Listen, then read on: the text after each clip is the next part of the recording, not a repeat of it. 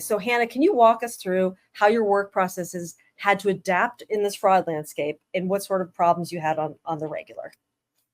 Oh my goodness. So before we implemented PaymentWorks, anytime we were looking to make any change requests to a vendor file, there was so much verification we were doing.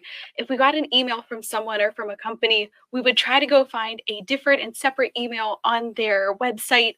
It was really fine for kind of bigger corporations, but for smaller mom and pop businesses, a lot of them didn't have websites. A lot of them were using Gmails, and that was very uncomfortable because with at least with an email domain, it feels a little bit more legitimate.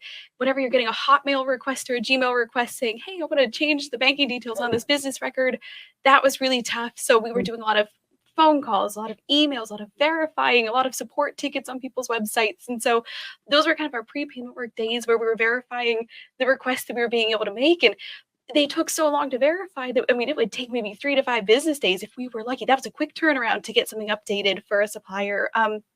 We Well, did hold have on, Hannah. You tell us your scale again. What's the size of your active vendor file at Penn State University?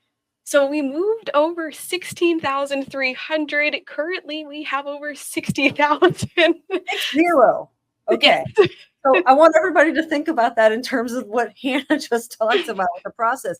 How did you actually get work done? How did you ever leave at the end of the day feeling like you did the job?